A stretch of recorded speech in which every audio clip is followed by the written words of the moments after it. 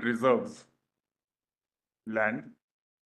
That's 17.3, section 17.3.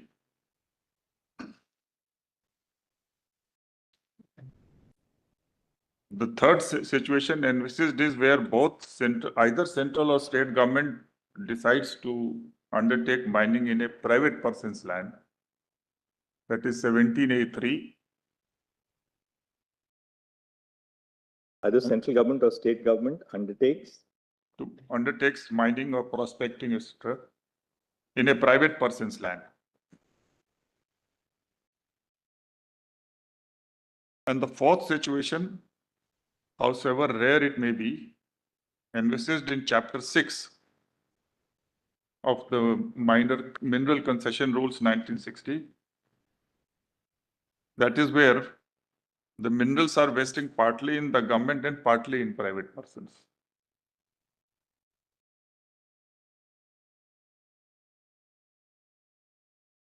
Now, these distinctions are significant for responding to Mr. Salve's argument that in the case of private persons, it's a contract. In the case of state government, it is purely statutory, no contract. I've already answered that there is a contract there. See Chapter 6 of the MC rules, where partly minerals vest partly in government and partly in private persons. Rule 53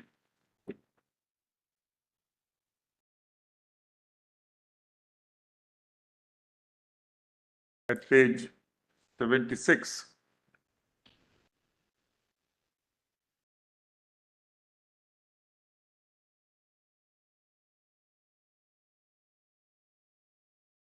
Provisions of Chapter 3 and 4 shall apply in relation to grant of prospecting license and mining leases in respect of minerals, which vest partly in government and partly in Chapter 3 and 4 all include minerals. Up to Rule 40G, that is Rule 31 and Form K. So completely at par. But once royalty, dead rent, etc. is obtained, then it's divided as per share. Yes. So there's no difference between a state granting lease and where this situation, the fourth situation, is existing. And even in the situation where private party completely, where the minerals vest only in the private person, that is Chapter 5. Rule 45. That will be the fifth thing. Chapter 5.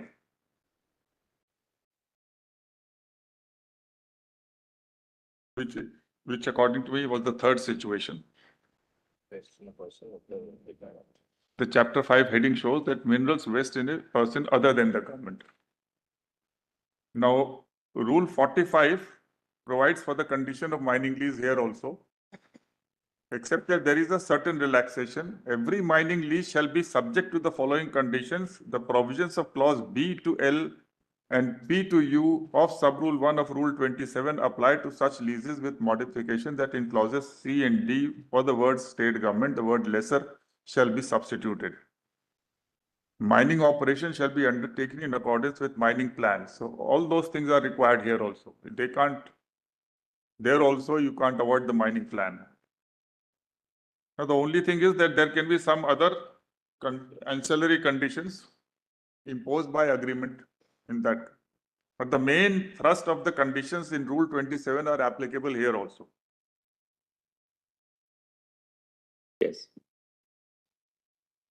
And sub-rule 4 says, if the lessee makes any default in payment of royalty as required by Section 9. So Section 9 is straight away applied here.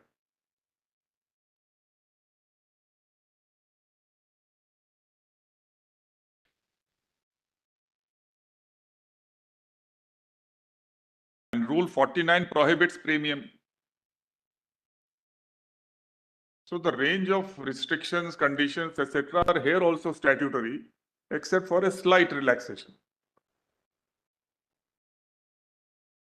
In essence, it's also a statutory contract.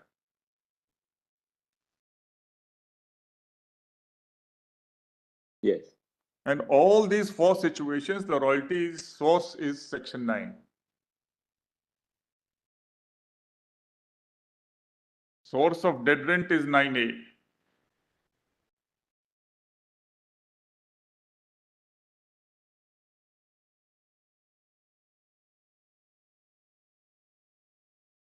And importantly, section 15 allows the state to fix the royalty for minor minerals.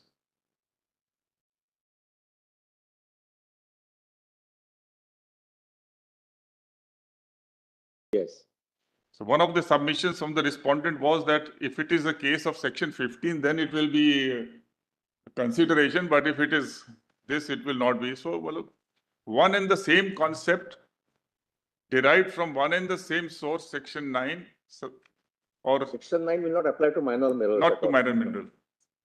But Minor minerals, no control. bylaws are right, it doesn't apply, but the nature of royalty is identical. Only determination of royalty is left to the state Yes, government. authority is different. So the characters will not differ from situation to situation.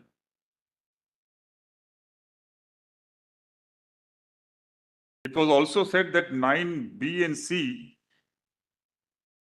Mr. Singhvi said that all of them are tax. Some others said, well, Mr. Singhvi said 9C is not tax. It's a fee, he said. 9B is tax. No, 9B and C, well, there's hardly any difference. In fact, in both of them involve a quid pro quo, quite apart from the fact that a royalty does not come to the state government. In one case, it goes to DMF, Respect. other case to NMEET. First. And both have specific purpose. In one case, it is exploration. In the other case, it is rectification of the damage caused to the area affected by mining or the people. So yes, this is one extra source for enabling relief to the people who have suffered there. But ultimately, both of them are portion of a royalty and put in a separate fund for a specific purpose. So whether we need not enter into a controversy whether it is in the nature essentially a fee or, but even tax can be sometimes put in a separate fund for a specific purpose. So irrespective of this, it's a separate quantum, it's nothing to do with something coming to the state government. So this can't be a limitation to entry 50 list 2. You can't club 9, 9A, 9B, 9C and all of them, bundle them together and say that these constitute a limitation, impliedly.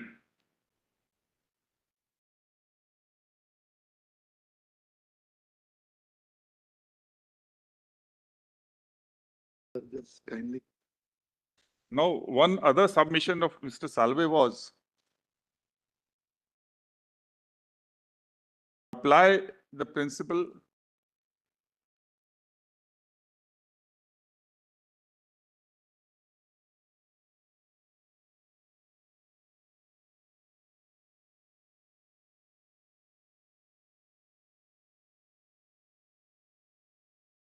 Now, the other principle invoked was generalia specialibus non derogant. Entry 50 is special, entry 49 is general.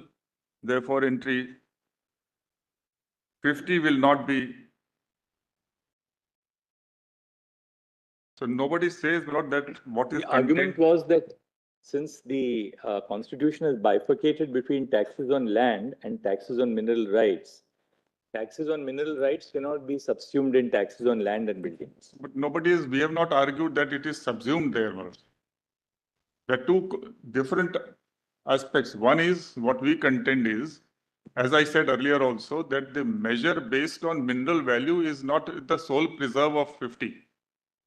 Right. As long as the minerals have a direct proximate nexus with any other. For example, sale tax is based on it, but it is a sale tax. It has to be per Right, that's necessity right, yes. based on a sale price.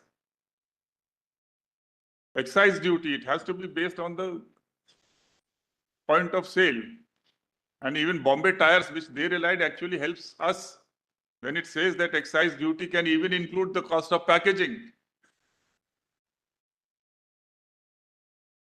They say it doesn't matter as long as the excise duty is a tax on manufacture, you can have a suitable modification and you can contour your measures accordingly and add something here and there. So that's not our contention that tax on land is a tax on mineral rights. What they want to assert actually is that we are actually using a constitutional subterfuge or trying to a colorable exercise of power. That in the guise of taxing land and buildings, you are Yes, taxing we are doing that. mineral rights. That's right. So as to be liberated from the limitations which are imposed on you. That's So the- now this kind of a contention has been repeatedly raised and rejected by this court that if in case in the context of income, RR engineering was a case where the haysiyat tax, the circumstances tax based on income. The Lordship Yes. said Yes. that one is in 62 others, list 2 and other will be in the tax on capital asset is an aggregate. So as long as individually the tax is right, for the incidence should be falling on the field which is contemplated. If the tax is on land and the measure is not remote, not far removed, it is valid. So in order to sustain the respondent submission, the lordships will have to hold not then that the measure based on mineral value is the sole preserve. Then obviously other entries cannot. Then obviously even sales tax cannot use it. Stamp duty cannot be levied on that. But every day the registrations of transfer of property is being done on based on the value of the property.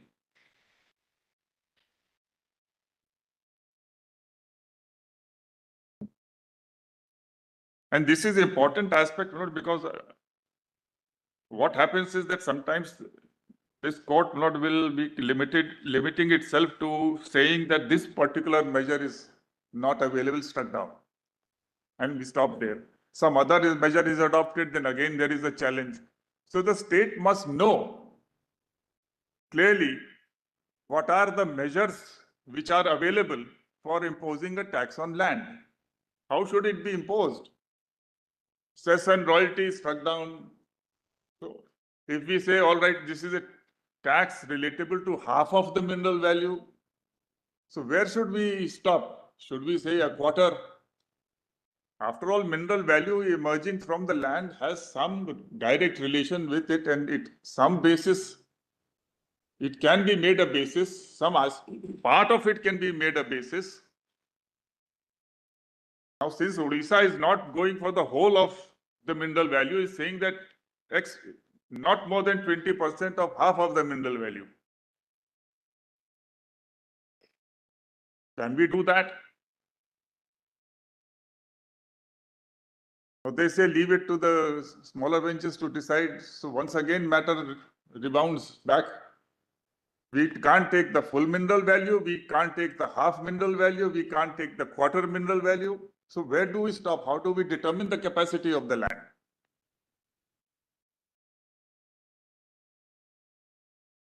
But one thing is very clear. The tax on mineral rights does not include mineral bearing land. In fact, some of the colonial councils on the other side said even minerals are out. It is only mineral right. Even here, you can't take the mineral value, you just take the document of lease, like stamp duty. But they forget that stamp duty here also takes the mineral value, the value of the land. So therefore, Lord, the state must be clearly told, Lord, because otherwise will be every time doing something, every time, Lord, there will be a challenge that look, there is some connection with mineral land and mineral value. And for the last 20 years, the states are not able to, other states apart from Bengal, not able to collect. This is lack of uniformity, Lord, in fact. If one state is collecting, and for 20 years, neither the central government nor parliament has written a lot to the state of West Bengal that you limit this tax to this. That was the best test. They could have told Bengal that this is high, leading to disaster. Please limit it. Make it half, make it 25%. These are all limitations which are permissible under entry 50. They can say limitation means that ensure that the tax or some factor, that ETR rate or something which they have suggested, it should not go beyond this. Just on a point of information, since you mentioned about West Bengal, West Bengal is deprived of the enhanced rate of royalty that was allowed in 1991. I mean, post-amendment. Oh, we don't want enhanced royalty. We want our reserve. It's a question of competence, not the amount you are depriving or not depriving, assigning or not assigning. It's a question of federalism. The state must exist and state must enjoy the plenary power. If you want to limit, limit it. If you can deny something, deny it. Even limitation is denying.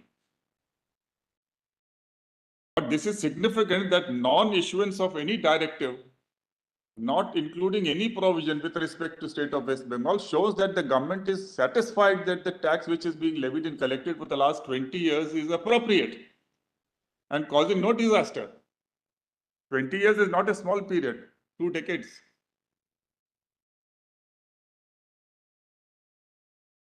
So therefore, this principle of general and special, when does it apply?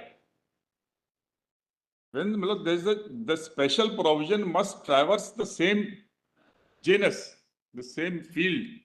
There is a general provision which covers a particular field. Then comes a narrower provision which covers part of it. Then you exclude it from the general. But if the two fields, if the two taxing events, the two taxing objects are different. Now here is the contradiction in their article. Mr. Salve says there is a neat division, no overlapping. And this is what Sundara Ramaiah also says. Whether we call it aspect theory, whether we call it neat division, or whether we use taxable event and taxable objects to delineate the distinction. Once the division is neat, then where is the question and where is the scope for applying this principle of generally a special but not derogant? There are two independent taxing fields with a different taxing objects or taxable events.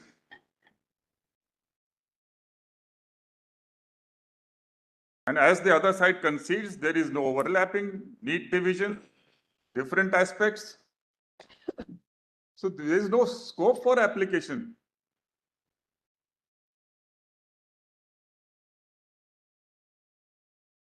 This will apply in cases, for example, I may just give an illustration where your lordships, several cases have applied, they have cited some cases, but they are traversing the same field, which is not possible in tax entries.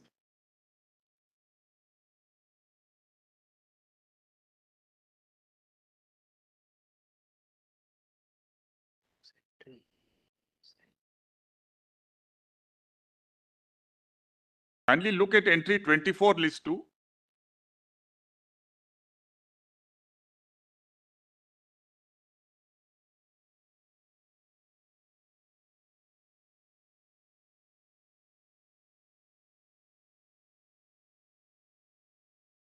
Industries subject to the provisions of entry 7 and 52, list 1.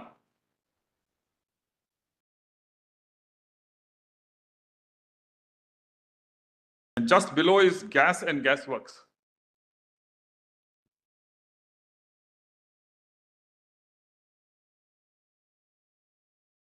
So in the case of 7 and 52, the moment a declaration is made by Parliament by law, the entire subject the is industry- taken away. Those industries go out of the fold of 24.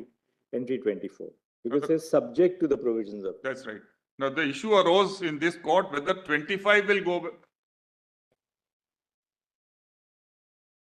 Calcutta Gas Company case, 1962. Page पर है. Volume 5, page 209.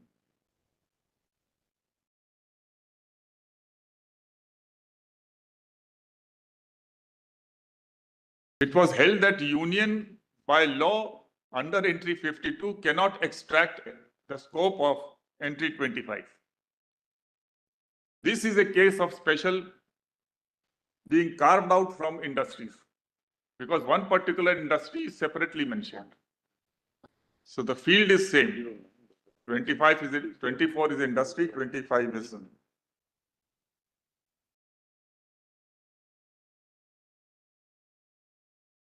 And the relationship of entry 24, 26, 27, my lord, the Chief Justice has dealt with, my lord, in that case of RERA of West Yes. Bengal and followed Tikaramji and all those cases. my lords.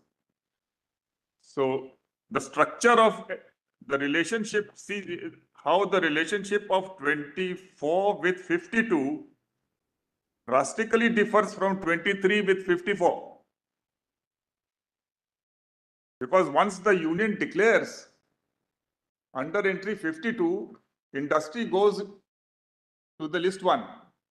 Yes. But 26, 27 send the trade and commerce, production, supply, distribution of goods to list 33, list 3. In mines and mineral, both shift. The mines, mineral, both shift to list 1. But in case of industries, industry goes there, product, supply, distribution, trade, commerce, all shift to 33. My lords have noticed all this in RERA case. So these structural differences demonstrate a different kind of interrelationship. RERA was a very interesting case because Yes. there the West Bengal legislature enacted an act identical to RERA. Identical to RERA in all, there was no conflict as such that one says X and the other says counter X. So Mr. Dwivedi appearing for the West Bengal government says, where is the conflict? Because we have done exactly what the center has done. So where is the bar on us enacting? If you remember, very interesting. No other case has raised that issue really. It's the only case. This is the only case which dealt with that. And since all these entries had been dealt by me was in ITC and all those constitution benches, so I said I will not defend that. So, but this was the solitary argument left. He said, But very correctly held by Lordship. Competence.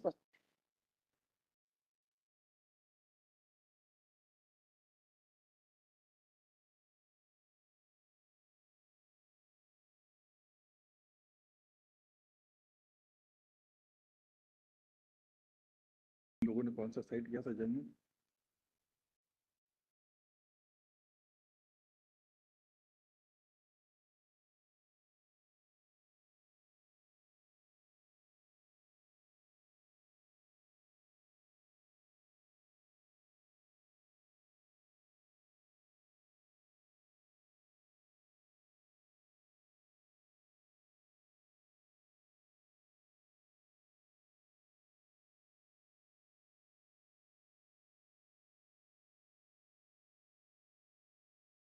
That this theories will not apply in case of taxations because there is no overlap. They are distinct, either divided by taxable event, by taxable objects.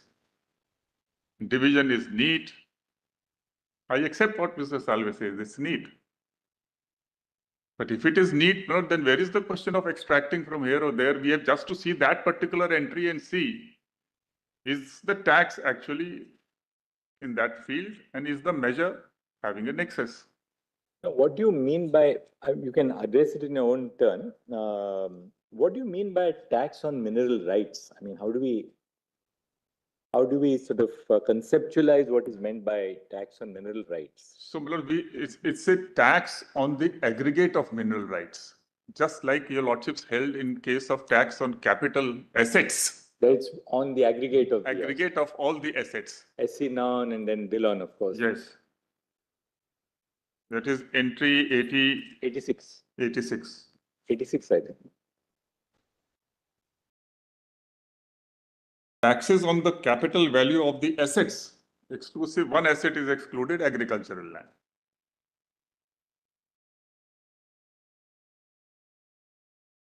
So when it says tax on mineral rights, it's a bundle of right which always goes with the lease. The land is given for working this mining operations. And the rights are, you can enter, you'll also notice that rule and the clause in the lease itself, which says you can enter, you can drill, you can excavate, you can beneficiate. So all those things which you are doing in the leased areas, including the right to extract and sell, that's the sum total of the rights. Because simply extracting and not selling is hardly any right then. But when you tax royalty as a state, are you taxing mineral rights then? So royalty, nobody is taxing now. Right. All the laws of all the states, including the West Bengal, which has been upheld in Kesharam, expressly excludes all taxes and royalty. That is because of India Cement. Kesharam has not attempted to indirectly overrule. It only said that related to cess on royalty, a particular. Taking a cue from that we can't tax on royalty, all the states changed. They took the mineral value minus excise duty, minus sale tax, minus this, minus royalty. So no state is taxing or having any component even Of royalty. of royalty. So there's no royalty in it.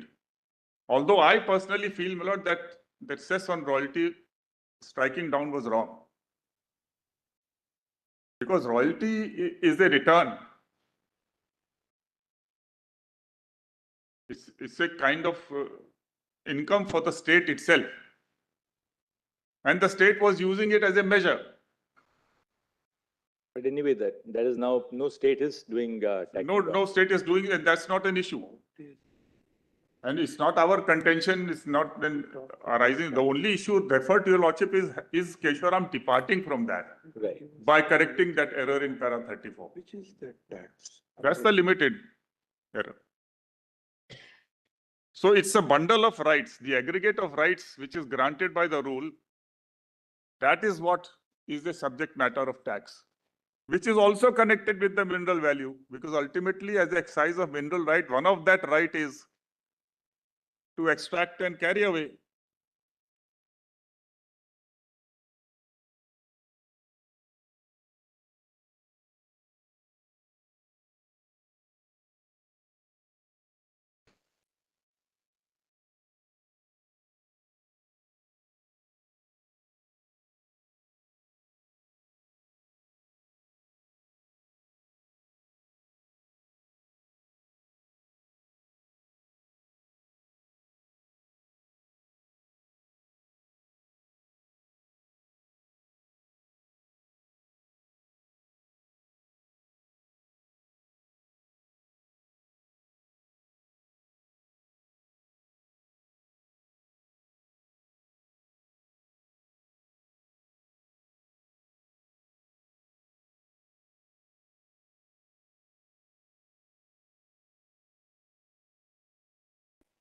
One thing, correct that the taxes on royalty are not being levied. As per the union comes out in Chhattisgarh, it's 5% of the amount of royalty payable in.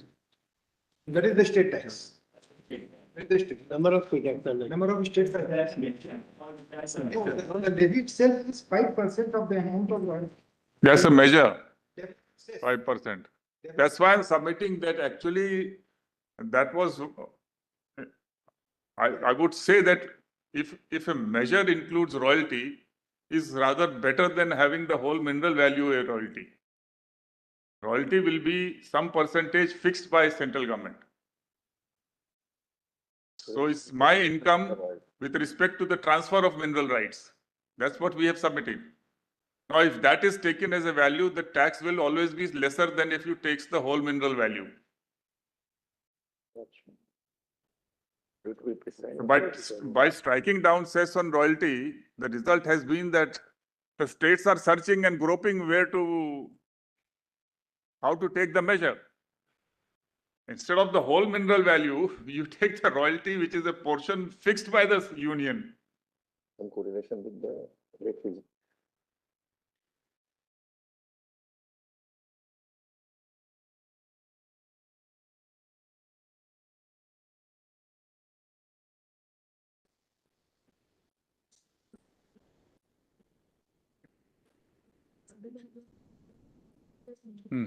ठीक है.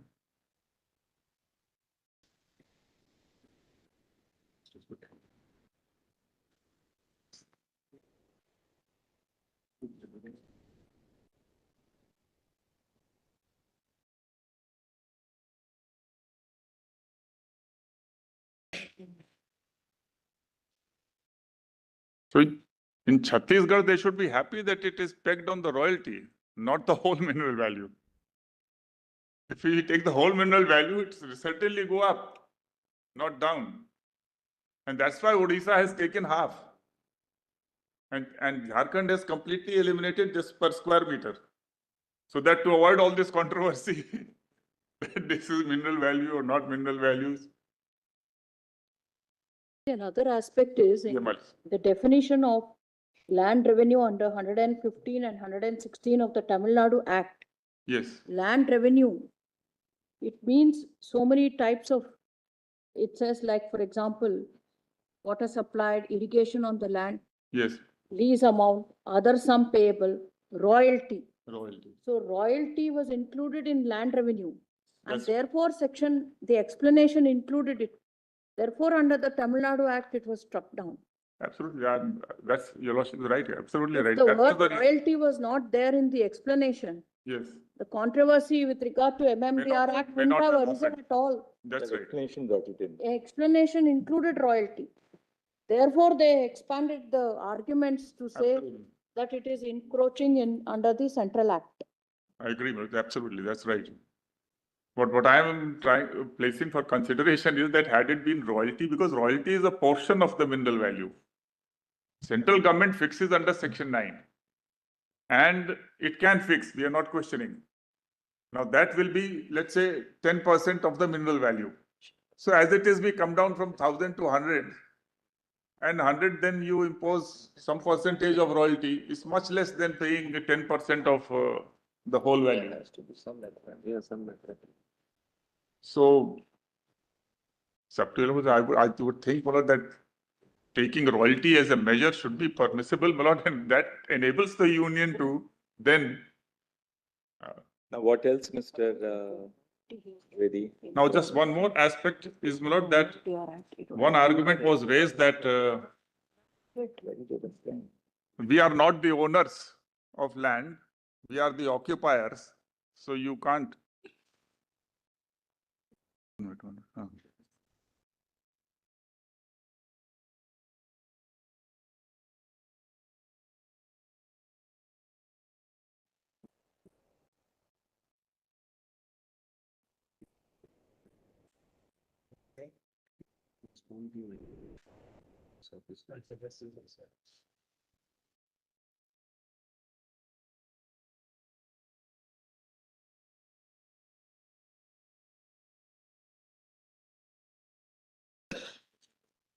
Hmm?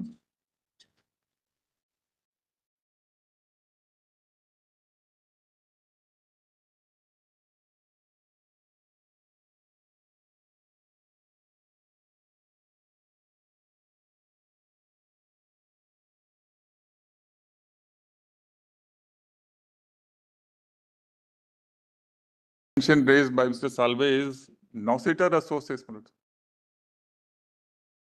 Point for her to argue. She has. Sorry, the note. Mr. Dwivedi, Yes. 1 point. I have a very brief note. I'll go.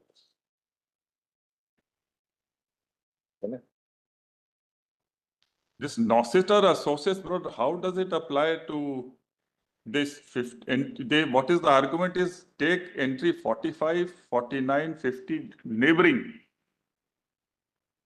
As I have understood, my lord, the words should be associated in the same entry. One is general one and the rest You are can't read taxing entries that as if they form part of one universe. fasciculus, as they used to say in the 70s. So this nocita associates. Nocita associae means that when words of a general nature are followed by words of a more specific nature, the general nature of the words must take color from the specific. It should be in the same provision. Yeah.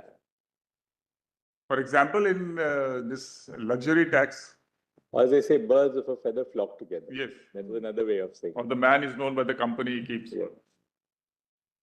May not be true, but Actually, in that sense,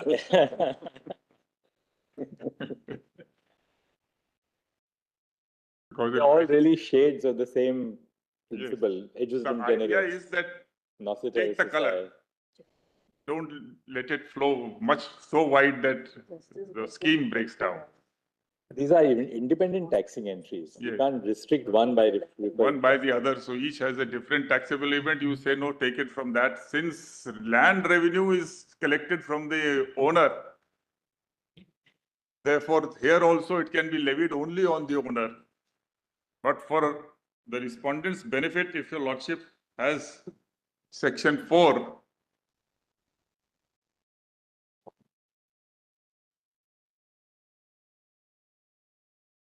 sorry, section 3I,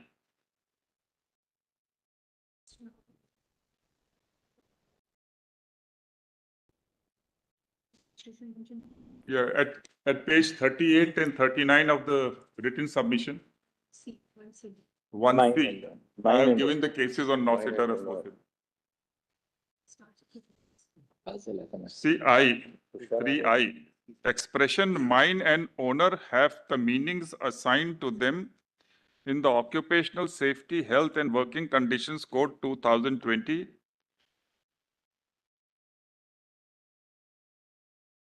This was amended by Act 16 of 21. Earlier it said, as in Mines Act 1952, and the owner, which paragraph? Page 38 of the written submission.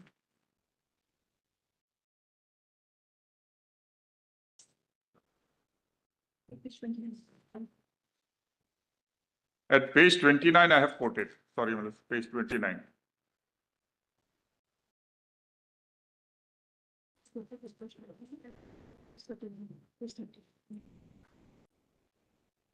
This is the definition of mine. And at page 30, you'll also find L. Owner. When used in relation to mine means any person who is the immediate proprietor or lessee or occupier of the mine, or of any part thereof, and in the case of the mine business, the business whereof is being carried on by a liquidator or receiver, such liquidator, but does not include a person who merely receives a royalty, rent or fine from mine, or is merely the proprietor of the mine subject to any lease, grant, etc. So the lessee and the occupier are owner under the MMRD Act. So in any ways, even if one nocita associae is applied and we treat it as falling on the owners, so the occupier and the lessee are owner. For 50 years lease, which is now mandatory under 8A, you are the lessee and occupying and carrying on operations. And it's also a matter which also judicial notice can be taken that everywhere the lessees are paying property tax and all those things. In our house at Allahabad, it's on lease from the union, and property tax is to be paid by the lessee.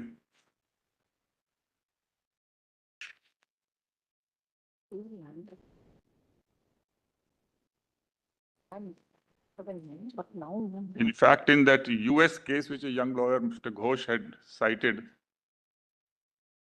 the Supreme Court said that there are two different rights. The power to tax is to tax as a sovereign, and power to enter into a contract and grant lease, etc., is a contractual right. So the fact that you have given a lease and that you have not reserved any right to tax is of no avail, because tax is by virtue of being a sovereign for sovereign needs.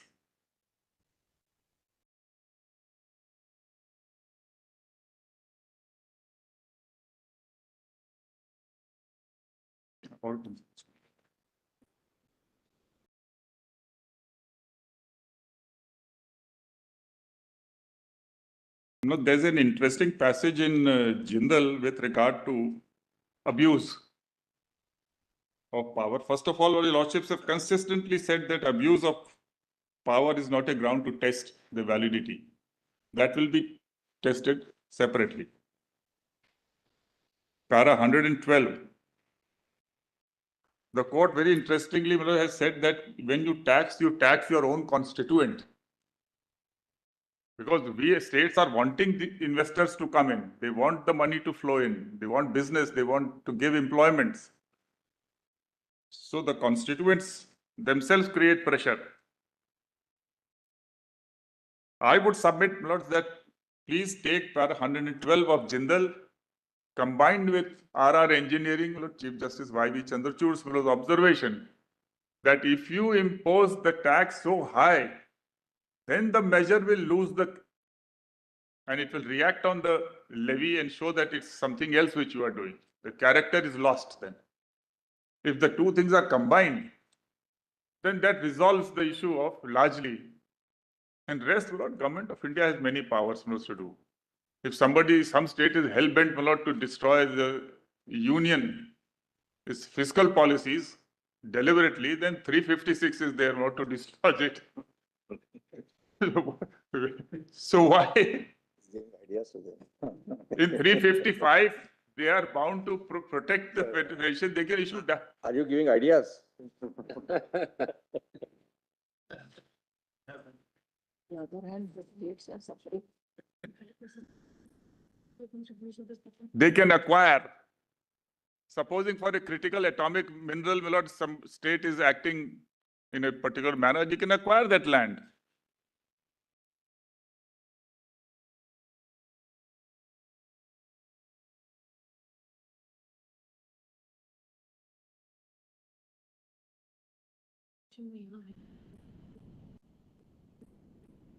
That's at page 44. Anything else now, Mr. Yes, so just one thing. It was said that in the same vein and context, it was said that resources are unevenly distributed. Again and again, it was harped upon, Millers. And therefore, few states, handful of states having resources will blackmail or do whatever, sinister.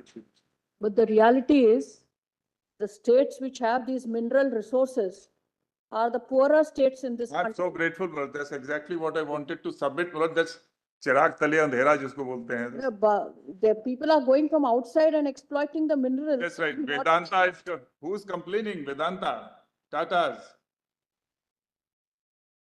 Adanis, Ambanis. They are complaining, that this is too high. Your lordships have detagged that Assam case. We had given the state there was quite active and helpful, and so they given statistics that a company which is a government company is earning 10,000 crores per annum is not willing to part with 0.58% of that. In the last 20 years, the amount of tax which they have to pay is 1,500 crores, and their profit is 10,000 crores per annum. Because of the delay, interest has risen to by 3,000 crores. But leaving that interest aside for the moment, to judge the levy, 1,500 crores in 20 years and 10,000 crores per annum in 20 years.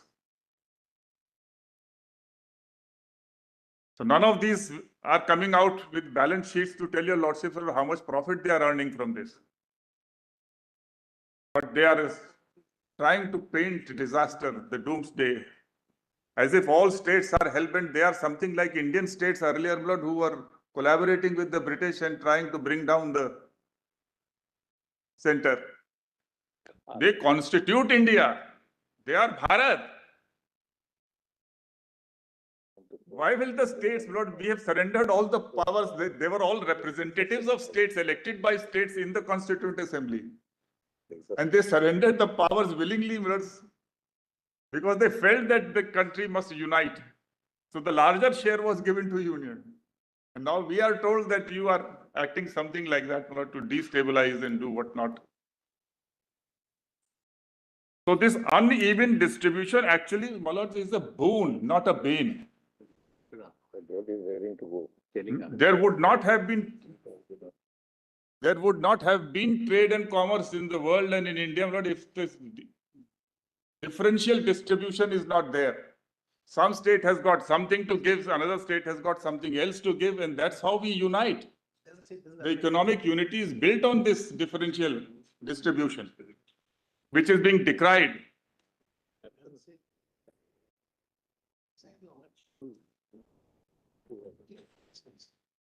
And uniformity of price is yet another theme, my lords, uniformity of price.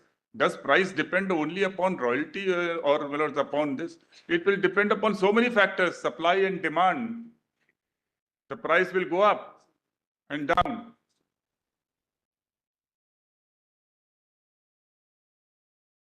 These all leaseholders, my lord, and sometime back in the previous decade, they were all mining iron ore and sending to China, my lords. Their religion is one.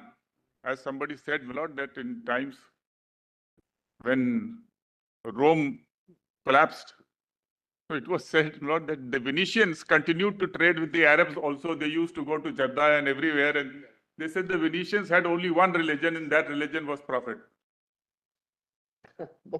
So one side had Prophet Muhammad, the other side had Prophet. Both had Prophet. So they are worried whether their profits will go down. And not concerned with this, as my lord said, that why is it? The real question is, why is it, my lord, that the regions which have got so rich in minerals, why are the people there poor?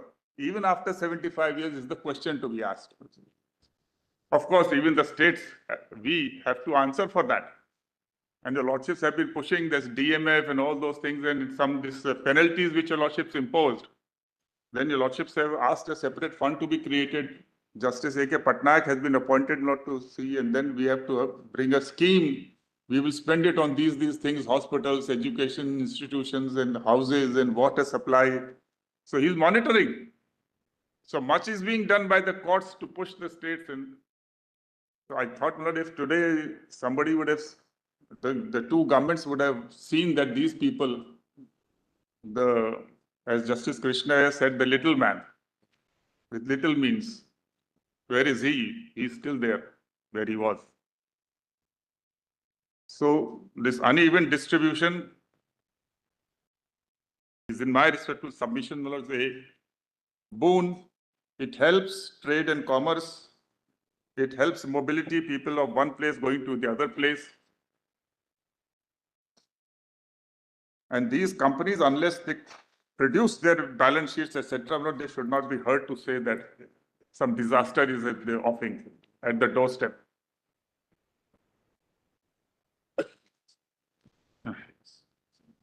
What else, Mr.? Just one case I want to cite, Lord, which is the last in this field, as occupied field, that is Monet Ispat, where Tulak and all those cases, Hingit Rampur, were discussed.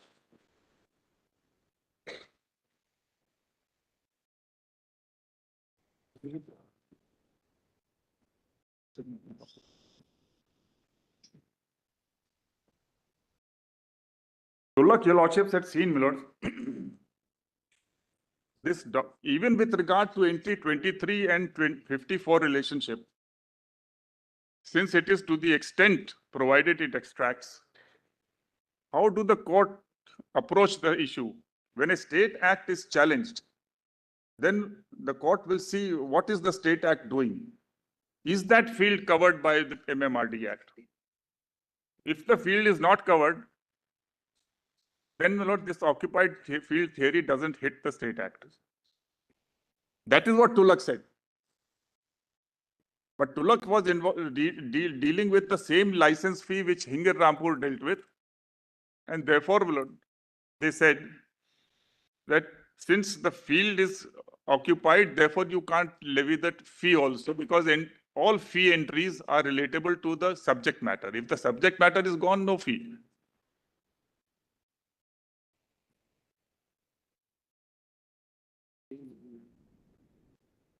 Kindly see page 2839 of volume 5.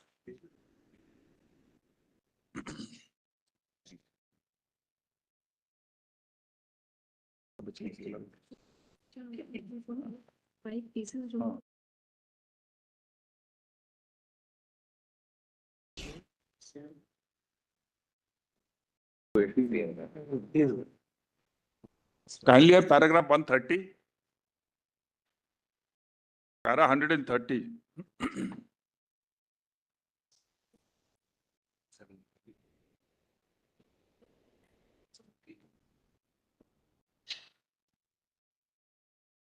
Kindly have from para 129. The lordships also notice the debate of House of Commons. Give us the PDF page once again. 2839. Don't think so. It begins at 2760. I am reading para 129 at page 2839. 2839. Beginning is 27. Volume 5. Volume 5. 2760 it begins. Even the middle page.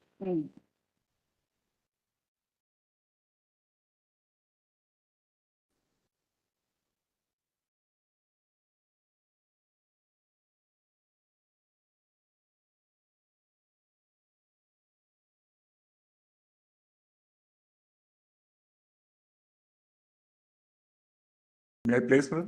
Yes. Yes. List 1 entry 36, Federal Legislative List, and List 2 entry 23, Provincial List in Schedule 7 of the Government of India Act correspond to entry 1, List 1 entry 54, and List 2 entry 23 of State List in our Constitution. It is interesting to note that in the course of debate in respect of the above entries in the Government of India Bill, the Solicitor General in the House of Commons stated that the rationale of including only the regulation of mines and development of minerals, and that too only to the extent it was considered expedient in public interest by federal law, was to ensure that the provinces were not completely cut out from the law relating to mines and minerals. And if there was inaction at the center, then the provinces could make their own laws. So by not imposing limitation, it is inaction. Thus, powers in relation to mines and minerals were accorded to both the center and the states. The same philosophy is reflected in our constitution. The management of the mineral resources has been left with both the central government and the state governments in terms of List 1 entry 54 and List 2 entry 23. In the scheme of our constitution, the state legislatures enjoy the power to enact legislation on the topics of mines and minerals development. The only fetter imposed on the state legislature under entry 23 is by the latter part of the said entry, which says, subject to the provisions of List 1 with respect to regulation and development under the control of the Union. In other words, the state legislature loses its jurisdiction to the extent to which the Union government had taken over control. The regulation of mines and development of minerals has manifested by legislation incorporating the declaration and no more. If Parliament by its law has declared that regulation of mines and development of minerals should be in public interest under the control of Union, which it did by making declaration in Section 2, to the extent of such legislation incorporating the declaration, the power of legislature is excluded. The requisite declaration has the effect of taking out regulation of mines and minerals from List 2 entry 23 to that extent. It needs no elaboration that to the extent to which the central government had taken under its control the regulation of mines and minerals development under 1957 Act, the states had lost their legislative competence. By the presence of the expression to the extent hereinafter provided in Section 2, the Union has assumed control to the extent provided in the 57 Act. The 1957 Act prescribes the extent of control and specifies it. So this can't be by inferences and other, you have to specify the extent. We must bear in mind that as the declaration made in section 2 trenches upon the state legislative power, it has to be construed strictly. Any legislation by the state after such declaration trespassing the field occupied in the declaration cannot constitutionally stand. To find out what is left with the competence of the state legislature on the declaration having been made in section 2, one does not have to look outside the provisions of the 1957 Act, but as observed in Bajnath Kedia, have to work it out from the terms of that Act.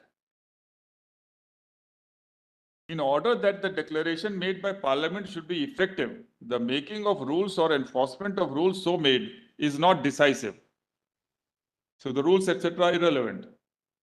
The declaration made by Parliament in section 2 of the 1957 Act states that it is expedient in the public interest that the Union should take under its control the regulation of mines and the development of minerals to the extent provided in the Act itself. Legal regime relating to regulation of mines and development of minerals is thus guided by the 57 Act and the 60 rules. Whether reservation made by 62 and 1969 notification is any manner contrary to or inconsistent with the 57 Act, in my view, not at all. Now, this was a case brought prior to 17A3 being. So the now approval is required of the central government. At that time, it was not. Whether the government of the erstwhile state of Bihar did not have the power to make reservation, which it did by 62 and 1969 notification, I think there was no lack of power in the state in making such reservation. I indicate the reasons therefore. Then they say at the bottom 133, no fundamental right nobody has, which we can leave. Then kindly see 134. 139, Mr. Dwivedi. 139. Wait, first 6 lines. I'm reading 139, Lordship, just note 130. Yes. 4 onwards. Straight. 139 is The regulation of mines and development of minerals has been taken over and it's under its control by the central government to the extent it is manifested in the 1957 Act, which does not contemplate acquisition of mines and minerals. By the presence of keynote expression to the extent hereinafter provided in section 2, the Union has assumed control to the extent specified in the provisions following section 2. In my view, though the word regulation must in the context receive wide interpretation, but the extent of control as specified in 57 Act has to be construed strictly. The decisions of the court in Tulak and Bharat Coking Coal, Bajnath Kedia and few other decisions were this court held that with reference to declaration made by Parliament in section 2 of the 57 Act and the provisions of that Act that the whole of the legislative field was covered were in the context of specific state legislations under consideration.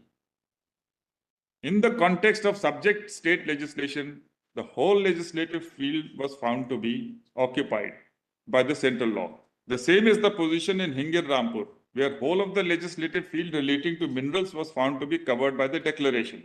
In section 2. First 6. That's all, the first 5 lines was. Yes. And they have dealt with all those. Ownership की बात करते हैं. What else now, Mr. Dwivedi? Also note para 141 where they have held that the state governments are the owner of the land and minerals. That was by virtue of the Bihar Act, they said. Yes.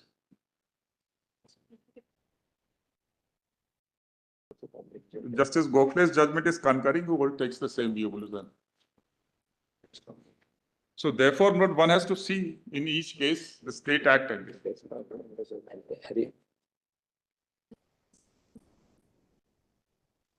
ये additional वाला. हाँ.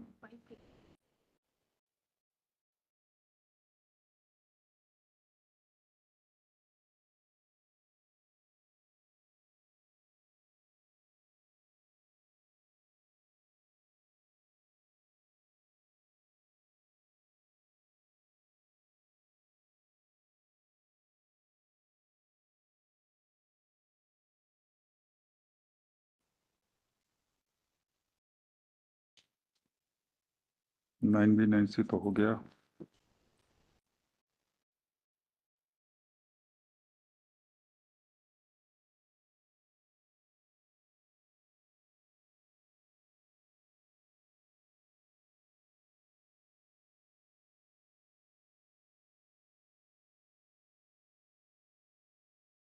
Mr. Singhvi's, in response to that, he referred to 5 cases, Odisha Cement and all those cases, to show that those cases took the view after India Cement, following India Cement, and they said that the power to tax on mineral rights would be located in entry 54 list 1 read with entry 97 list 1.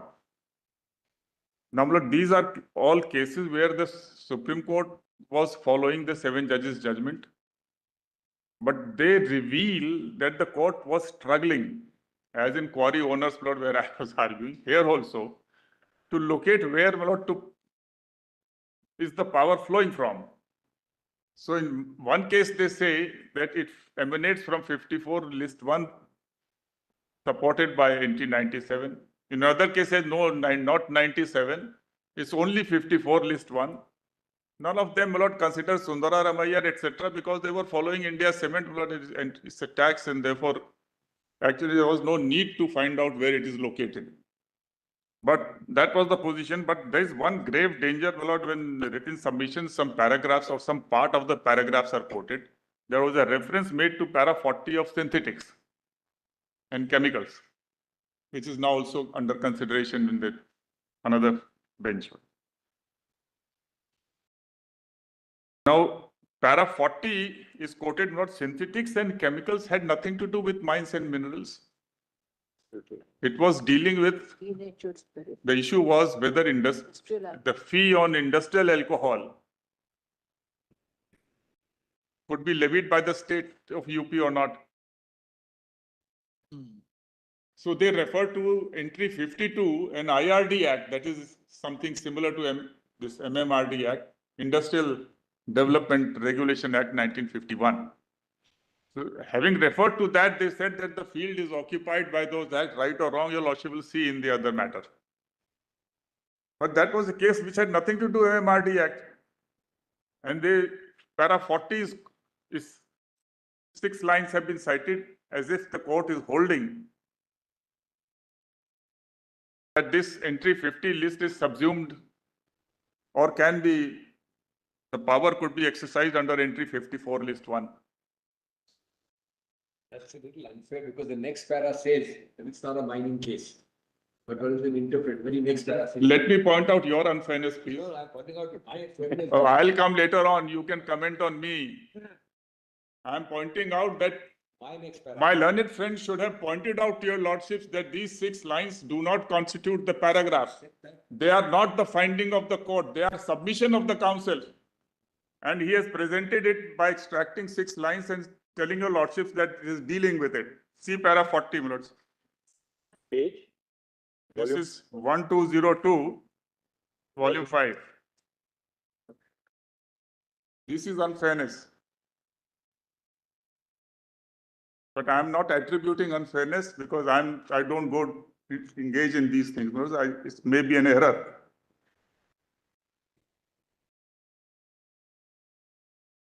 And I'm not saying that the court was not cognizant. What I am saying is that you know that this case does not relate to, and yet it is being relied upon for entry 50. So sometimes, my lord, in some other matters, some passing observations do come in.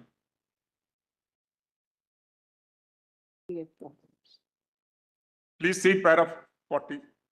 It was submitted. The whole paragraph is about submission.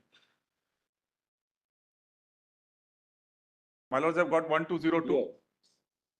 It was submitted in the statement on behalf of Union of India that the legislative competence of the state enactment in the various states will have to be determined by reference to the following entries in list 1 of 7 schedule, entries so and so in list 3. It was urged that there is dichotomy between 84 list 1 and 51 list 2, but this would not control the interpretation. There is no such dichotomy. It has also been stated on behalf of Union of India that while opium was in entry so and so, it means that Parliament will have power, but the power to levy excise duty on opium is given to the state. Similarly, medicinal and toilet preparations which contain alcohol and are fit for human consumption.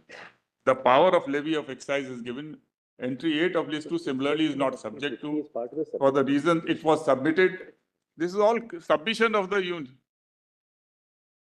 And this, my learned friend cited is from the sentence, the power to levy taxes is to be read from so-and-so. And then the quote again, so according to the Union of India, none of the entries is so-and-so. The whole paragraph is a submission. And my learned friend has cited it and is attributing unfairness to me. I am not attributing, but my learned friend should withdraw the words. Just note my para 828. I don't want to engage in this. 828. Naturally, you have to run away from that. My submissions are there. Makes it very clear. No, why should it have been included? So 828. Surely you would have seen para 40 something a submission, not a finding. Makes it clear why.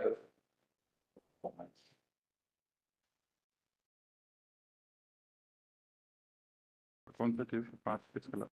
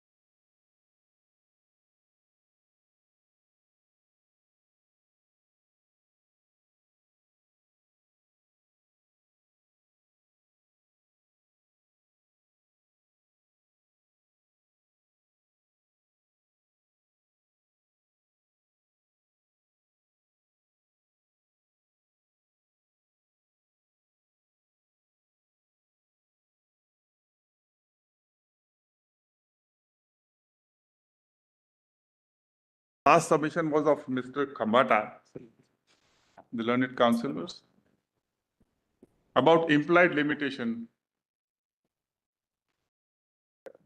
drawing support from Justice Sikri's observation in Keshwanand Bharti. That is paragraph 11 of his submission.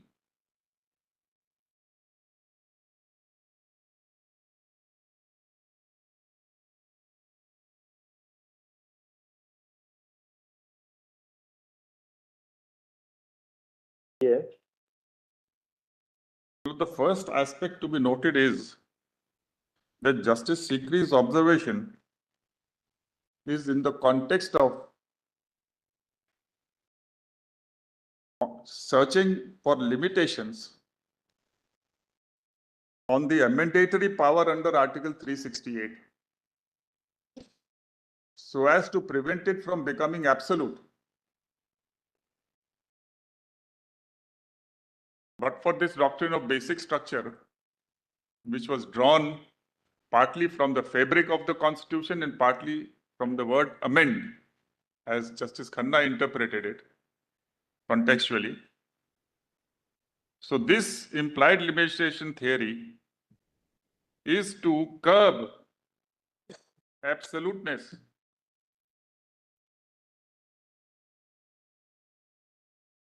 and draw a line beyond which the amendatory power could not go.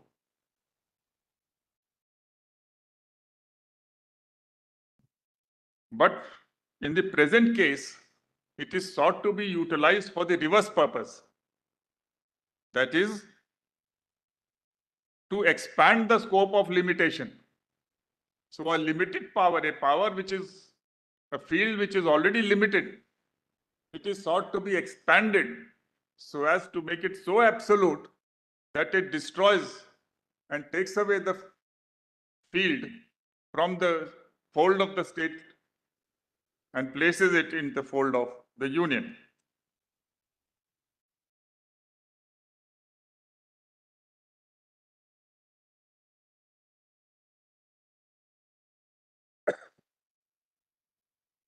I have dealt with this in page para 16 of my submission, which is 1D. This is just a small note to cover the yesterday's submissions. So I have to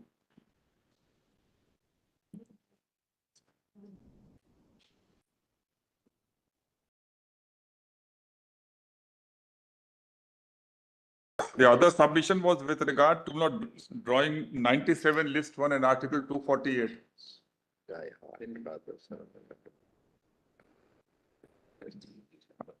I cannot do better than rely upon my Lord Justice Nagaratna's judgment. My Lord, your Lordships have dealt with article 248.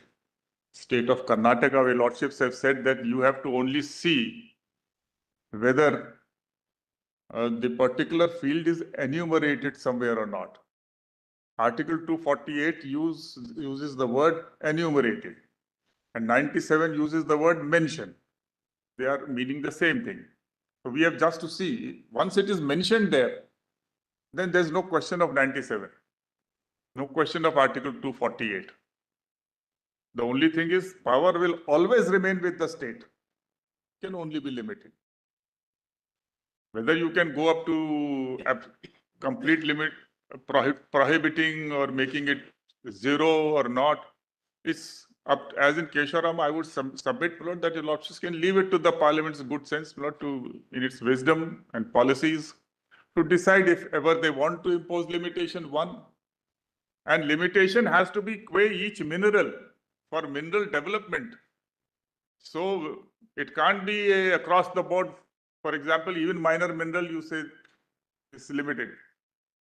So the Parliament, therefore, the government will have to, of the day which moves the bill, will have to apply its mind to which mineral should be allowed to be taxed, which should not be, in which case mineral right should be allowed to be taxed, where not, how much. But it can't be a broad brush. It has to be a rational and reasonable exercise. And 248 is completely out. In this submission, my Lord, I have enclosed that judgment, US judgment. We don't need to go. Your Lordships have time again said US laws are different, my Lord. But it was quite, the provisions were quite close, but yet different.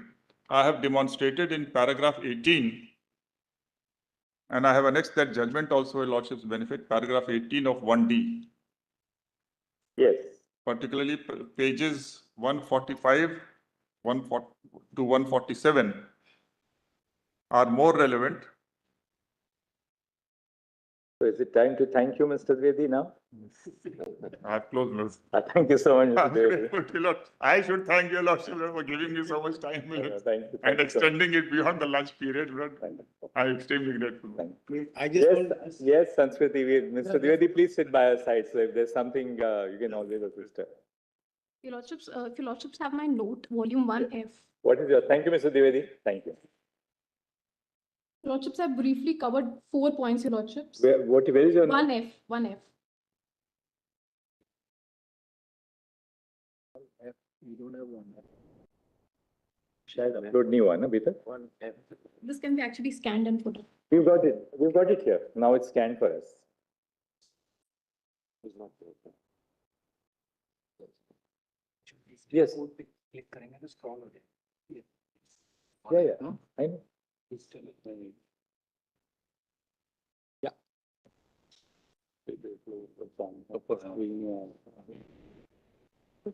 Yes.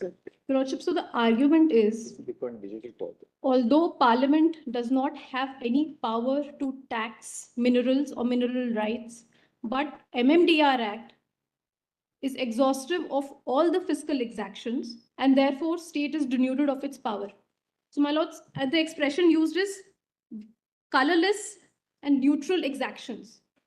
And my lords, there is nothing colorless about the exactions in our constitution, your lordships. They are structurally different, historically different, and a constitutional significance is attached to each of them, your lordships. So, your lordships, I will refer to para 2 of my written note. It is submitted that there is nothing colorless about fiscal exactions in our constitution. They are structurally distinct, historically and constitutionally distinct, meaning and significance have been attached to them and are never used interchangeably, my lords. Para 3, I can skip, your lordships, it is Jindal Steel. Tax is a compulsory exaction by the state in the capacity of a sovereign, your lordships. When it is imposing a tax, it is imposing a tax on its sovereign, as on its constituents. And when royalty is being levied, my lords, that is being levied in the capacity of the owner. So even the relationship in which the state is imposing a tax, that is different, that is sovereign taxing its constituents. Royalty owner imposing a consideration fee for parting with the mineral resources that it has.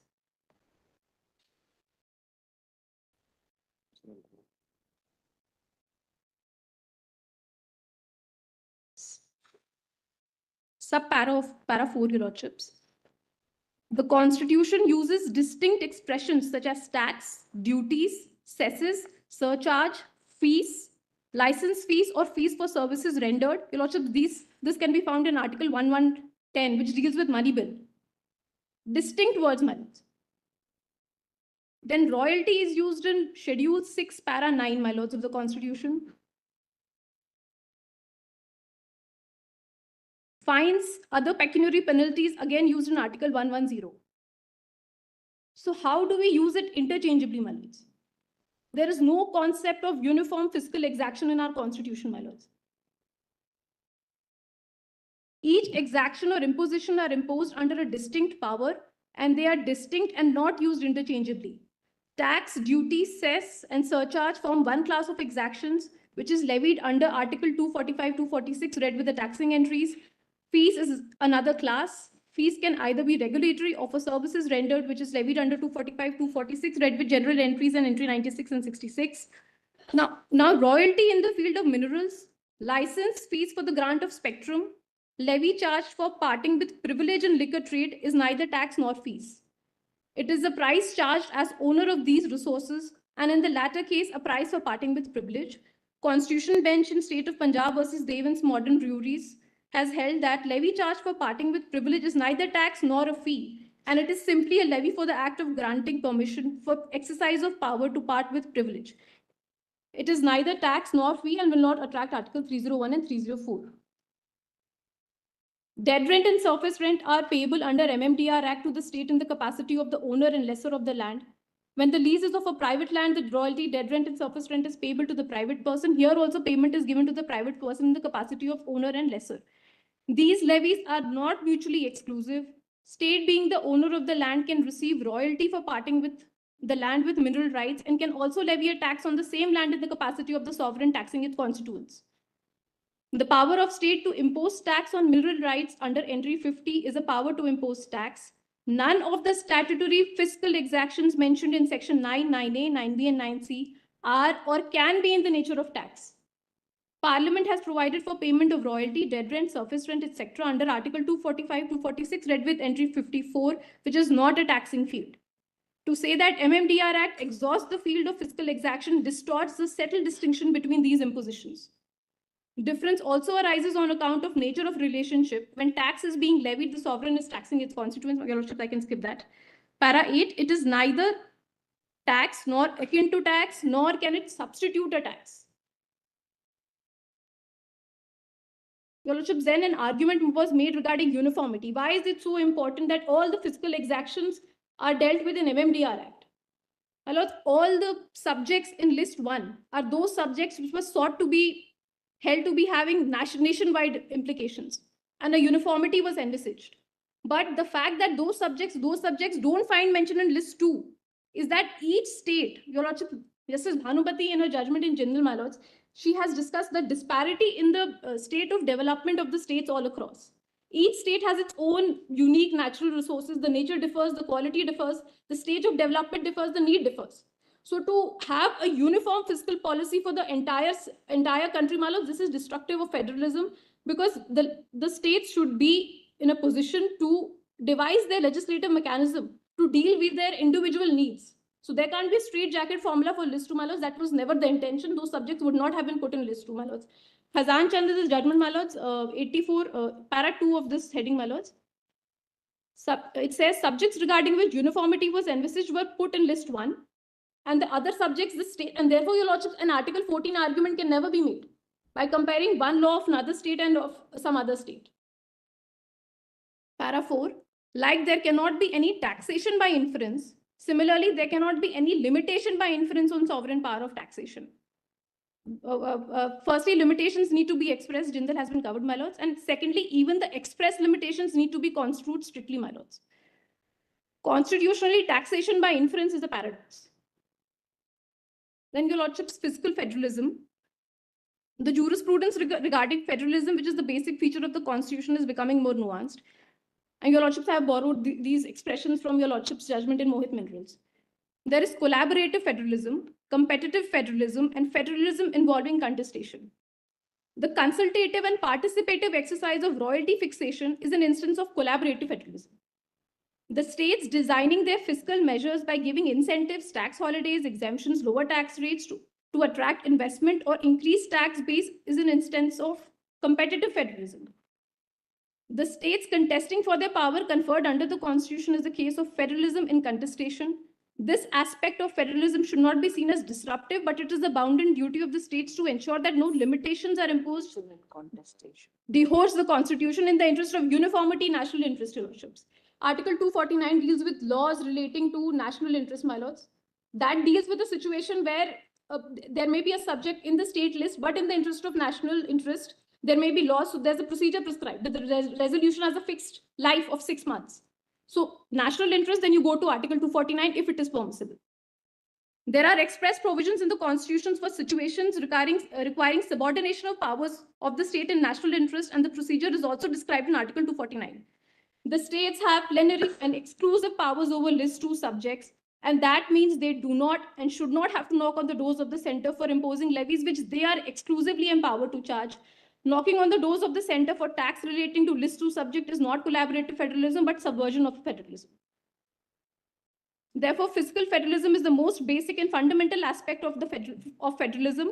The existence of state depends on taxes, and they form the lifeline of the state, without which states are rendered nothing but paper tigers. Your Lordships, then the argument is limitation will include prohibition. And this is based on those judgments, Your Lordships. Article 19(6) judgments. Sorry, Your Lordship. 19(6) and those general provisions which say that regulation will include prohibition, Hindstone line of cases, my lords.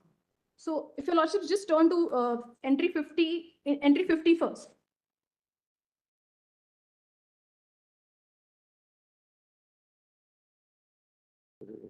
This says taxes on mineral rights subject to any limitation imposed by Parliament by law relating to mineral development. My lords, my first submission is regulation word does not find presence here, my lords. The term is limitation. Regulation, your lordships, is found in entry 54. But here the power is given to the Parliament to impose limitation, not to regulate power of the state. You can regulate under entry 54. You can make laws for mining. You can prohibit mining of a certain mineral. You can prohibit mining of for a certain period, import. That you can do under 54. But here word regulation is not there, limitation is there. So to import those cases which say regulation will include prohibition, that doesn't apply, your lordships. And your lordships, the term limitation is used in one another provision of constitution, which is article 134. Is correct. It's a very vital, yeah. Wait, just 1 second.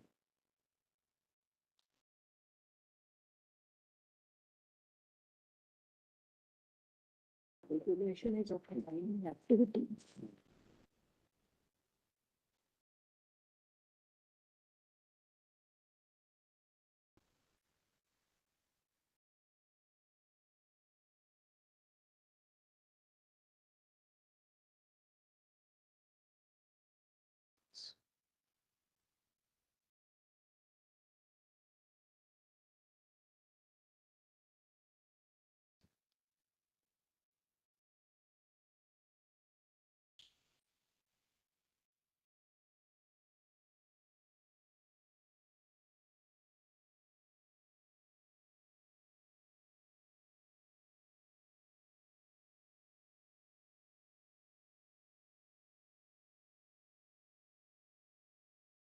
Lordships, limitation is found in another provision, which is Article 134, which deals with appellate jurisdiction of this honorable court, your lordships. I'll just read it out. 134, sub-article 2. Parliament may by law confer on the Supreme Court and any further powers to entertain and hear appeals from any judgment, final order or sentence in a criminal proceeding of a high court in the territory of India, subject to such conditions and limitations as may be specified in such law. So, lordships, when such restrictive words are being used in context of a court or of a co-equal organ, to say that limitation will include destruction. Okay.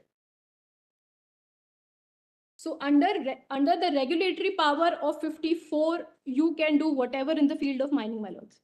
But once you are imposing a limitation, you are not regulating the power of taxation here. You are imposing a limitation. Yes. So that is, and your lordships, Mr. Dwivedi has already cited cases on entry 57, my lords, but I just want to repeat entry 50, if your lordship sees entry 57, list 2.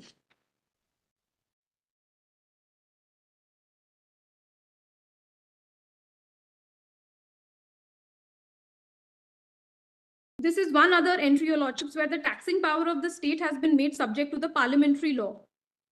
This is under 35 concurrent list.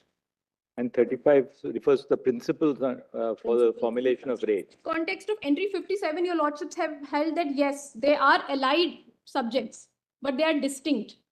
So in Assam judgment, your lordships, at page 53 of the main written submission 1A, your lordships, the issue was this: the Assam legislation had increased the rates of the taxes. So that was challenged being contrary to the parliamentary law. The Constitution bench held that though the power are allied, one is power to tax, one is power to lay down the distinction, the principle for fixation of taxation. So yes, you can do it, but you can do it only under the general power. You can limit, you can also go to the extent of saying that 5% or maybe for next 5 years, you're not going to tax. But to say that under this limitation, you can regulate the power of state, my lords, that is an incorrect submission to with great respect.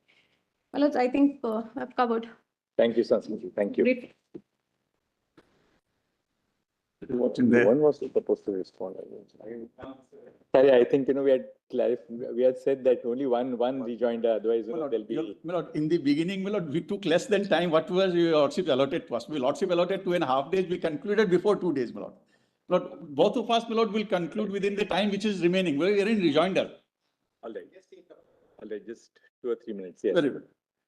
My lord, The entire debate is list 2. Now, Lordship may kindly note that list 2 has entries from 1 to 66. In effect, there are 7 entries have been deleted. There are 59 entries in list 2. Out of which 36 entries are without any restrictions. Just 1 second. Yes, Lord. So now out of 66, Out of 59 entries today in list 2, I put that in my volume 1C, my lord, page 52 onwards. Out of 59 entries in list 2 today, how many were deleted out of 66? 7 were deleted. 7 have been omitted, my lord. Yes, by different amendments, including 101st Amendment. 36 entries are without limitations whatsoever. Or restrictions, I will not use the word limitation, restrictions whatsoever.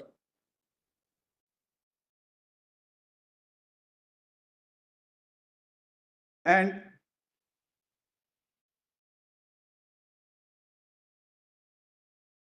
three entries have limitations of different degree.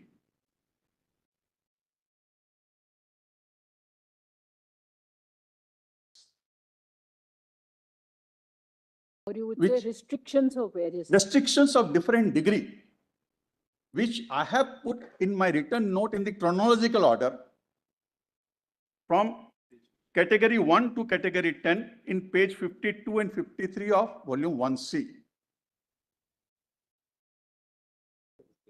Lots. Where is it? Where your written note is volume 1C page? Page 52 and 53.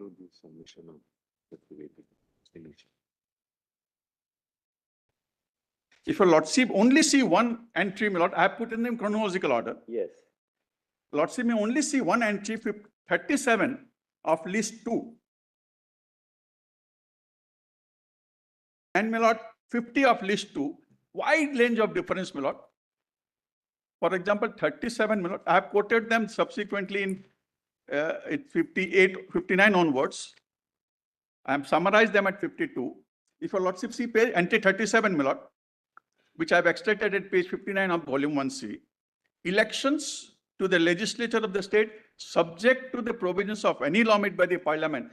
It's very broad, my lord. Now, lordship may contrast it with entry 50 of list 2. The argument of the other side is, my lord, once there is a provision of law made by the parliament, entire entry is eclipsed or gone. My lord, these are of different degree.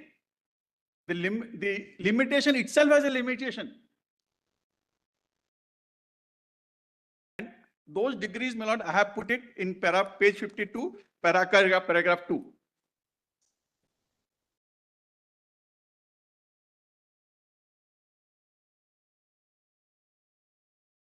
Where have you put it, Mr. Ansari? Yes, in the descending order, I have put it, my lord. Lordship has asked, my lord, what are the limitations, my lord, which I have tried to illustrate, my lord, in paragraph 4, page 53. I'm sorry. Okay. My lord, sir. You subject to except. Yes, page 52, my lord, the Chief Justice has got it, my lord. Yes. Because first category is subject to any law made by the parliament, is widest enough, my lord. Second category is accept, that is in entry 3 and 65. Third category is not specified, subject to or other than. Then, my lord, not including, other than, to the extent, subject to 1 and 3, then subject to 1, then subject to 3, and thereafter comes, my lord, subject to the limitation imposed by the parliament. The argument is, my lord, this is the widest enough, which is, my lord, in fact, this is the least restrictions, my lord, which the parliament has thought it to impose, my lord, or the constitution sought to prescribe, my lord. Secondly, my lord, lordship have been asking, my lord, what are the limitations which I have tried to give by way of illustrations, my lord, in page 54, A, B, C, and D. Paragraph 4, my lord. It can be, my lord, extent or quantity of mineral that can be extracted, that is by way of regulation. You can, you can also say on what basis the valuation should be done for the purpose of taxation. It can be price fixed by the Indian Bureau of Mines. It can be pithead price. It can be sale price. It can be taxed at the point of extraction of mineral, at the dispatch of mineral. It can be a ceiling, my lord, repeatedly asking 500%, there is, my lord, we are not saying that Parliament cannot do it, limitation. Parliament can say, all right, it cannot be more than so-and-so percent of so-and-so. So it can put a ceiling, the period of exemption of a particular period or a particular area or a particular mineral. These are the limitations, my lord, and not the complete abridgment, my lord. Para 5 and 6, my lord, my learned friend Mr. Dwivedi has taken to your lordship, my lord. Now, my lord, para 7 is important. If your lordship kindly come to page 55. Now, my lord, entry 54 before 6th amendment was taxes on sale or purchase of good other than newspapers. It stops there, my lord. This subject to 1992 has come under the 6th amendment. And before that, my lord, the 6th amendment, there was no power of the Parliament to tax on sale or purchase of goods. It was introduced only by the 6th amendment and my lord, it was only controlled by Article 286, which I have extracted at page 56, my lord, footnote. There were limitations on the power of the state by virtue of Article 286, which are very specific and precise, that where you cannot tax outside, you cannot tax import, you cannot tax in the course of interstate trade or commerce, you cannot tax goods declared to be essential for the life of the community, which were subsequently made, my lord, of special importance. Article 286, as, my lord, adopted, provided in clause 3 of Article 286, saying that if Parliament cannot be, my lord, no law for the purpose of imposition of tax declared by the Parliament to be essential for the life of the community, which were subsequently made special important, that is the declared goods under the CST Act. So, my lord, these are the limitations, my lord, and not a power of enabling as we have put it in the beginning, my lord. This is limitation power and not an enabling power. And finally, my lord, Form K has been read to your lordship as it is a statute levying tax. If your lordship see Rule 31, which prescribed Form K, it says as nearly as in Form K or in a form as near thereto as circumstances of each case may require. So that is where the contract is, my lord. If your lordship kindly see Rule 31, my lord, which is in volume You have quoted volume 4, it. You have page quoted 1644. You have quoted it at page. I have quoted it, my lord. 57, page 57. Yes, my lord. Page 57, I have quoted it. Rule 13, my lord, Form K is a my lord, it's a modal form. And it can be varied as per the statute itself. And it says in Form K or in a form, my lord, if it's a taxing, my lord, it cannot be left to the parties to bargain it. So that is where it has been left to the discretion of the parties, to what extent they can modify. And that has been read at your lordship, my lord, as if it's a taxing power by the central. And finally, my lord, what is, yes, and the judgment, my lord, the Chief Justice said, my lord, I have given in para 13, that the form cannot control Justice Chinnappa Reddy's judgment.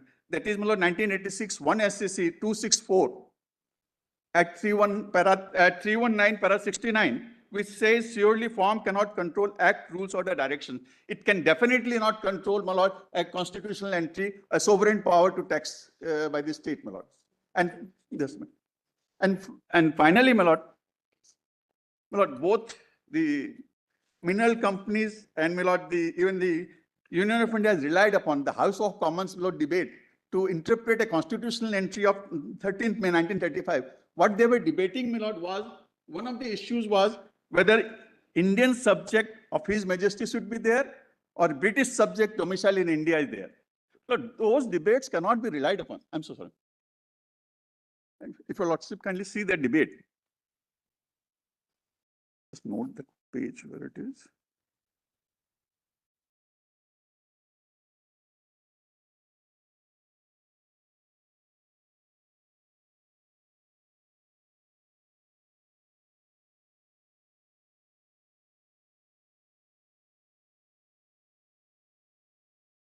One more objection, final, my lord. The affidavit of the Union of India, if your lordship see para 12, I have quoted it, page 57. They say, my lord, entries in the Union of India affidavit, I'm quoting, my lord, of 26 February 2024, entry of list 2, list 9 cannot be absurdly wide reading, and that the provisions of MMDR Act must be given wide and liberal construction. Lord, this cannot be the stand of the Union of India, my lord. Yes. On affidavit before your lordship's court, my lord. Thank I'm you, Mr. extremely Ansari. grateful, my lord. We are extremely grateful. Thank you, Mr. Ansari. Mr. Reddy? I just want to give Mr. Reddy, yes, sir. reference. Let Mr. Reddy conclude. My lord, before Reddy. Mr. Reddy begins, I just want to renew my request. My lord, I see it's only for 12 minutes to go. My lord, there are some new points which have been made because actually we opened the case and Mr. Dwivedi has. There's no new point made. There was no new point made. My lord, It's an explanation. if I had time, I would have, my lord, told your lordship what is the new point. The decoupling was a phrase you used so that he's. No, but my lord, I'm sorry. I did not have, if my learned friend had opened, I would have replied. I opened with decoupling. He has given an answer to which I have not had a point to say where he is wrong. So, my lord, that's what I meant. Mr. If your lordship permits a note. If we permit you, there'll be another round. Sorry, joined by there. No, just a note. My lord, please allow us to deal with what he has said. I will not go back to my original. That your lordship has already. The two points which he made today, entry 49, entry 50, and land, and he made some submissions on when the land is decoupled. Just a What we four-page do note. is, Mr. Sarve, you can file a note not exceeding 3 pages. Just Yes, pull my it lord, out. done. Yes, they are absolutely. And not necessarily 3 pages. My lord. I agree. Not sir, can I also file a note, only 2 to 3 pages, my lord, All on right. new points, All right. especially entry 49, my lord, that's what our All concern. right. Certainly, Mr. Singh. And my lord, we'll file it by end of Friday. So one second. Should we be limiting I the, think what the we- size of the note, or should we be regulating the size of the note? My lord, as long as you lordship allow us to develop it. What I suggest is that Mr. Solicitor, Mr. Salve, Mr. Bagaria, give us one note of not more than 3 pages. Please put your heads down together and give us one note. I think that will be better. Try and do that. Conceptually Try better. and do that. Please, my lord, we shall do that, we will do that. Yes. I just wanted to give a reference to the notifications where the royalty was revised, excluding the state of West Bengal. Just that note the period. Put it in the note. Put it in the note now. We have pulled out the pen drive now. You go in the transcript. Like I just Karimano the pulled page out number. his hearing aid. No, I just Deeply obliged. 2 pages references only. I just That volume. a reference of 2 pages. 2004 revision, number. Is that page 2170, volume 4. Get a judge for Bombay High Court to wear 2007 notification is at volume 4, page 2170. And 2004 notification. We are less than 2 days, lord. Anyway, this for the transcript, Lord. 2004 notification is at page 15312, volume 3.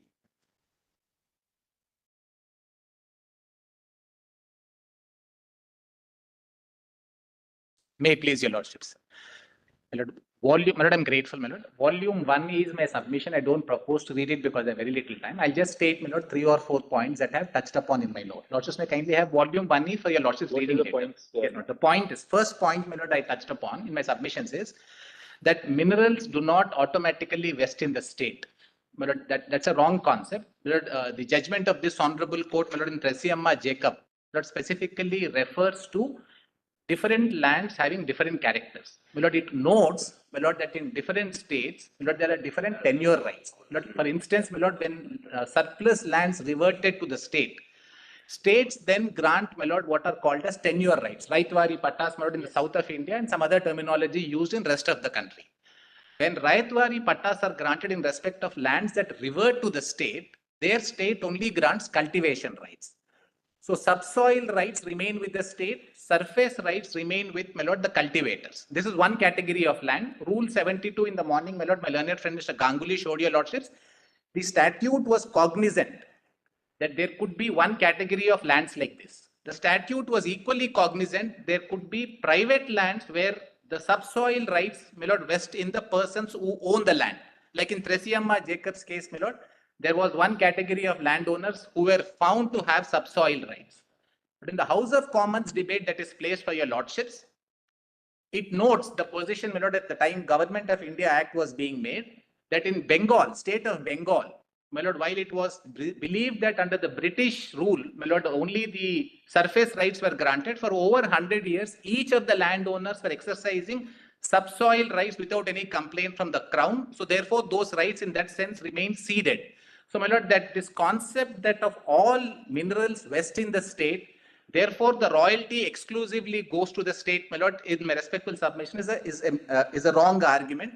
So my lord, that's one point I've touched upon, giving some details.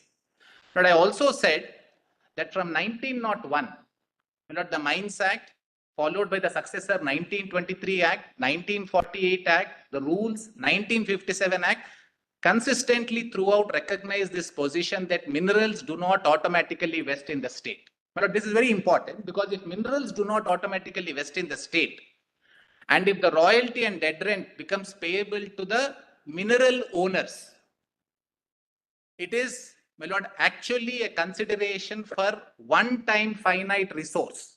My lord, royalty, the expression, I have touched upon it in my submission. It has been explained, my lord, to say that unlike land, my lord, where cultivation can go on a recurring basis, my lord, in respect of mineral, it is a one-time finite source. So an owner of a land who has the subsoil rights, it could be the government, it could be, my lord, a private person, it could be a limited right of a private person or the government having subsoil rights. When they give out, my lord, this mining lease, my lord, the lessee extracts the mineral out. So there is a one-time, my lord, complete exhaustion of a finite mineral resource. Therefore, there's a compensation that has to be paid to the landowner, who loses that mineral forever because it is a finite source. So royalty is therefore not an exaction levied by law. It is not a tax. My lord, the royalty is a consideration for the grant of right. What 9 does in the regulatory sphere, and it is permissible, is it caps the consideration that can be levied, my lord, by a person who owns the mineral. But for 9, every person can quote his own right, my lord, as to what he would ask for the purpose of, my lord, giving a land on mining lease. This may come in the way of, my lord, the country's development. So regulation steps in, section 9 comes in, royalty is fixed, dead rent is fixed. My lord, my learned friend Mr. Dwivedi showed to your lordship, there is a little leeway in respect of private landowners. Dead rent is fixed as per Schedule 3. Royalty, my lord, may not be fixed in respect of private landowners, because that rule, my lord, 45 does not take into account that royalty fixation interstate to private owners. So, my lord, if royalty is therefore, my lord, in my respectful submission, not an exaction, it is actually a regulatory limitation of consideration that can be taken under a contract for granting mineral rights. So if it is limiting the consideration, a contractual consideration, it can never have the sovereign character of tax. And if it has, if it were to be contended, and it was, and I'm therefore meeting that submission, that it has every trapping of tax, it can never go to a private person. If it is going to a private person and it is not going to the state, state gets nothing in those categories of lands and in those states where subsoil rights may vest exclusively with private people also. So, there's absolutely no element of tax. It is one point I touched upon. Only one other point. With regard to tax on land, please see the situation when they say that 550 completely eclipses 49. Eclipses, I'm using the word literally, but not in the legal sense, which Dwivedi was pains to point out. It cannot be, because land is, my lord, a continuing, my lord, it has a continuing existence. Land has been in existence throughout. 50 comes in only and only when a mining lease is executed. If there is no mining lease executed, I may have mineral in my soil, but I am carrying on cultivation. But I do not come under 50. State cannot tax me because it is land and I am cultivating the land. I am subject to 49. 50 comes in respect of one aspect of mineral rights. But please see the situation after the mining is complete. But mining cannot be forever. It can go on for 30 years, 50 years, depending on the mineral richness of the soil. After 50 years, land reverts to being land again. It can be taxed again under entry 49. So pre-mineral lease 49, post exhaustion of mineral or determination of lease 49 applies. So 49 cannot go into this hiatus for the limited period a mining lease operates. So mining lease deals with a different aspect of mineral rights. Land remains land. It's a permanent feature. It continues to be land even when it is being mined. It does not take it outside the taxation form. But if a government in a given case, they had to abuse 49 power to surreptitiously, my lord, override any limitations that the parliament by law may impose, my lord, then the court would strike it down for being a colorable piece of legislation. So, my lord, therefore, my lord, I touched upon this aspect that land and 49 is something that cannot be made subject to 50, which is purely temporal and on a completely different aspect. My lord, the last aspect, my lord, that I touched upon, my lord, that House of Commons debate that has been placed. Notwithstanding these concerns, my lord, they wanted to give this power to the provinces because provinces must realize some revenue. So contrary to the Joint Parliamentary Committee recommendation, my note, my lord, gives those entries list. It was moved to the provincial list. So Percy's contentions. But very importantly, my lord, the last of the submissions, my lord, I put it in my note. My lord, a case arose, my lord, from Canadian, from the country of Canada, my lord, on British North American Act. My lord, there were two entries. My lord, the federal list had an entry saying that it would deal with incorporation of banks, trade and commerce. Provincial list said that provinces can levy tax on entities for augmenting its resources. But a matter went up before the Privy Council. Contention was if provinces were to act excessively and collect heavy taxes, it would come in the way of regulation of trade and commerce by the federal government.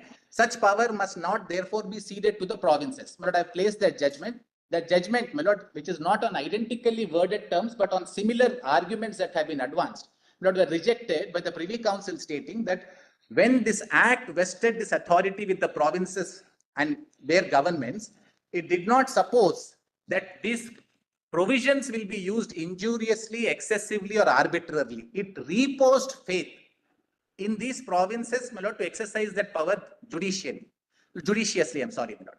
So therefore, my lord, that judgment may have some guiding factor for your lordships. I've placed it also as a part of my judgment. But I'm deeply grateful, my lord, your lordships have granted. Thank you.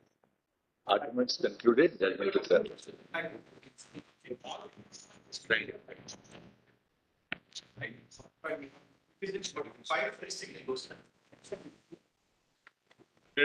Thank you.